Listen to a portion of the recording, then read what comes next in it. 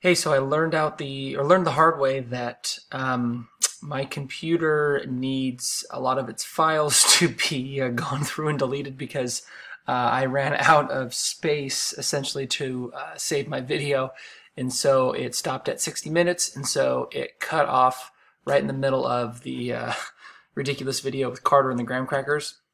I also apologize. I watched the video, and I noticed some of the video, the audio wasn't the best. If you can't hear it very well on the video I'm showing you here, just go ahead and rewatch it on your PowerPoint. You just definitely won't have my commentary with it, so whatever. It lagged with these videos right here, so hopefully the next few aren't as bad. And I only have a few more to show you. I think I only have about hopefully 10-15 more minutes of lecture here left. So the video that I wanted to show you guys next was the quarter experiment with Peyton. This is where you had the 5 quarters in a row, and you wanted to see if Peyton would understand that just because I moved them further away from the first line didn't mean that the line that I had made them look longer, like the line look longer, didn't mean that it had more quarters. But let's see how Peyton does. Have faith.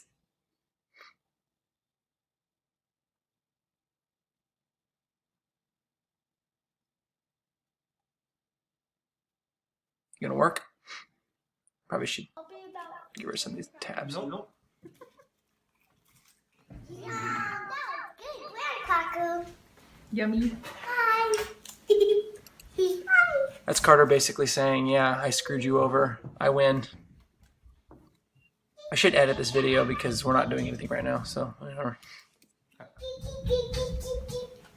All right, Peyton, how's your cranberry cracker? Good. Good. Okay. We're gonna do another experiment. Can you hear him? Yep. Why? Because I'm doing an experiment. Okay. Peyton. God, my backyard looks so weird.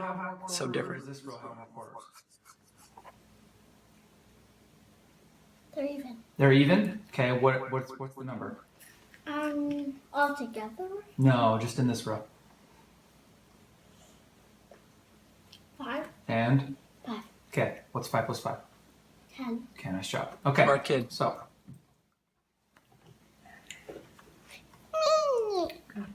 Ignore Carter. okay. I always do. Does this row now have more quarters, or does this row have more quarters? This one. This row has more quarters. So my first thought was, okay, does she think it has more because they look essentially closer together, so it's easier for her to count? But then, watch what she does. Why do you say that?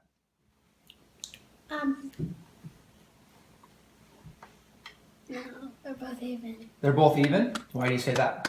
Because if count them as 1, 2, 1, 1, 2, 2, 3. This was smart. 4, 4, 5. So it's the same. Mhm. All right. Nice job. Pretty good job, Peyton. Nice job with that. I'll delete some of these. So, here you go. Did a good job with that one. So Peyton essentially has solved the quarter experiment as far as the pre-operational stage has to go, or has to offer. I don't even know what I was saying right there. It's now almost midnight, and I should probably finish this video.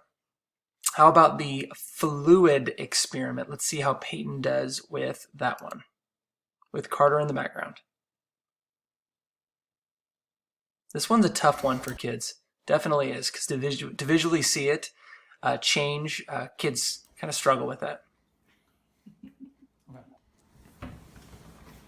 Okay, Peyton. So what I have here are 2 glasses of apple juice. Is there the same amount of apple juice in both of those glasses? Cheers. Okay, it's the same amount. Okay.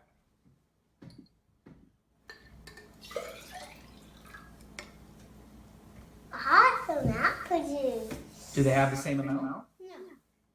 Which one has more apple juice? How come? Because it's thinner and it looks like it has more apple juice. Okay. So this one has more apple juice than this one? Looks like it has more. Interesting. Carter, what do you think? Yes. All right, good talk, dude. Go ahead. I think that's a good talk.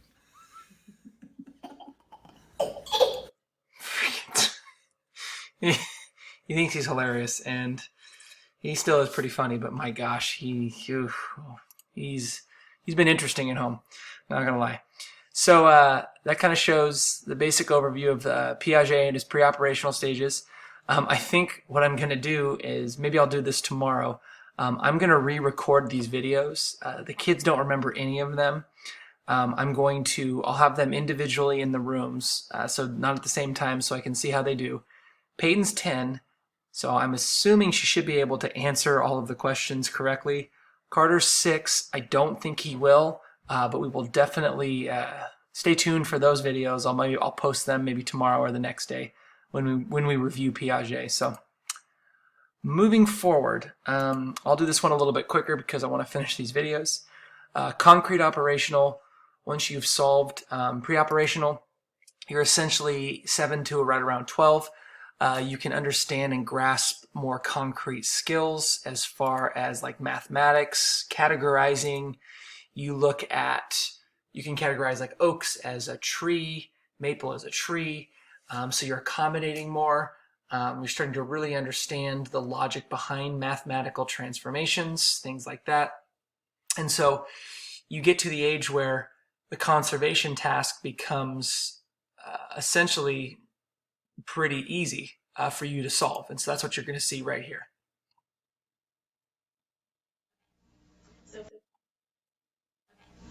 So first we're going to look at these 2 cups right here. Do you think there's the same amount of juice in this glass as there is in that glass? They're even. They're even? Okay. So we're going to take the juice from this glass and pour it into this one right here.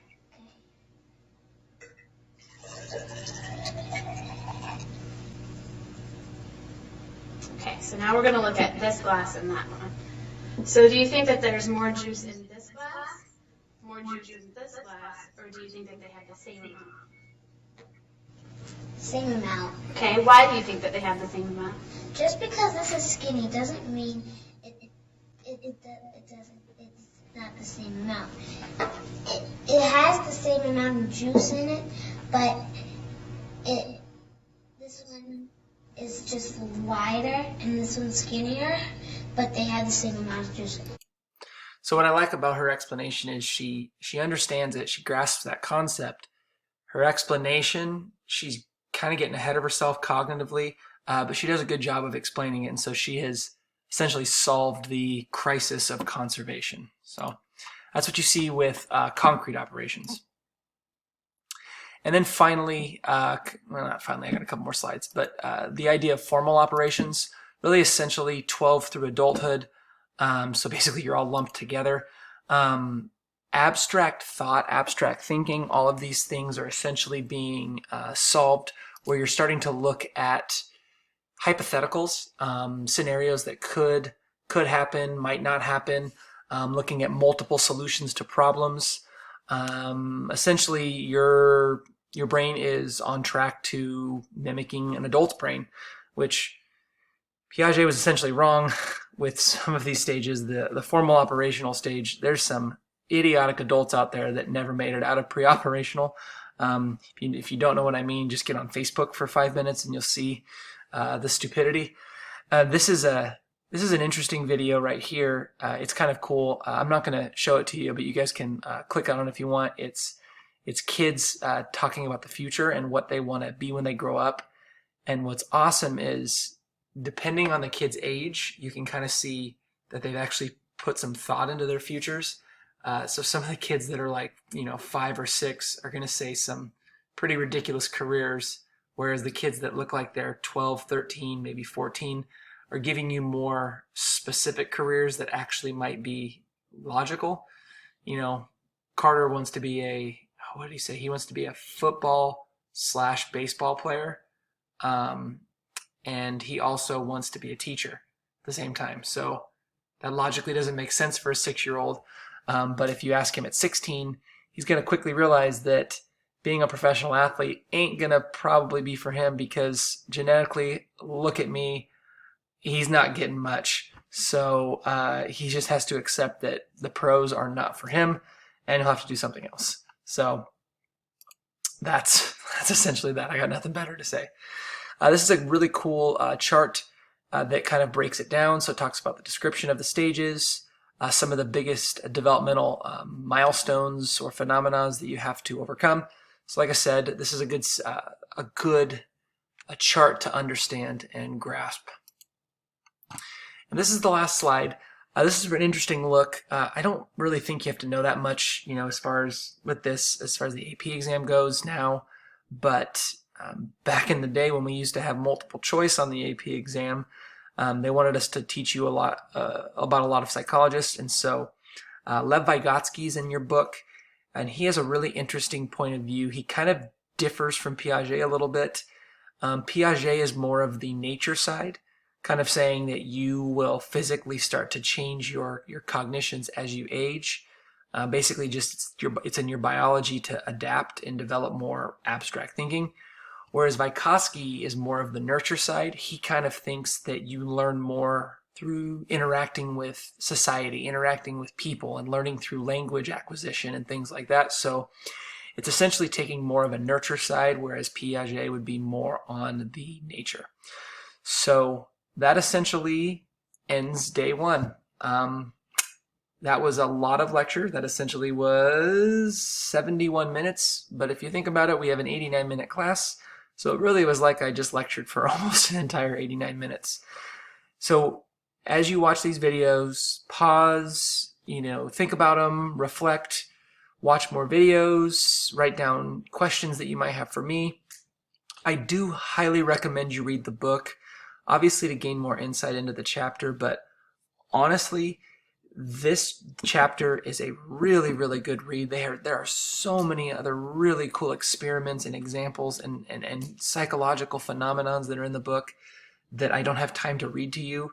But really, if I was to read only one section of this book, I would definitely give this section a read because, like I said, there's just some really cool stuff in there that you're missing out on if you don't read the book. So I would definitely do that. So watch the video, take notes, do what you need to do to kind of study this material. Maybe in the next couple of days, maybe tomorrow, I'll give you kind of some interactive stuff that you can respond with, maybe do some review. I don't really know what that's going to look like yet. I'll kind of put it together as we go. So just like I said, stay tuned. Keep your notifications open for this class so you can kind of see updates on it. I might post articles periodically. I might post other things that are correlated to it, things that I find that are interesting. Or maybe I'm just posting a video giving you something to do or giving you more insight into my life. If we're going to be doing this online for the next 3 months, we're going to have to get more creative with these videos. So who knows if it's going to be a live video chat with all of you guys on Google Meets or something like that, just so we can all see each other. I don't know. I'm open to all sorts of suggestions that you want to give me. If I can do anything to improve these videos, definitely let me know. I guess that's it. I'll go ahead and end this video. I'm going to bed, and I will talk to you all soon.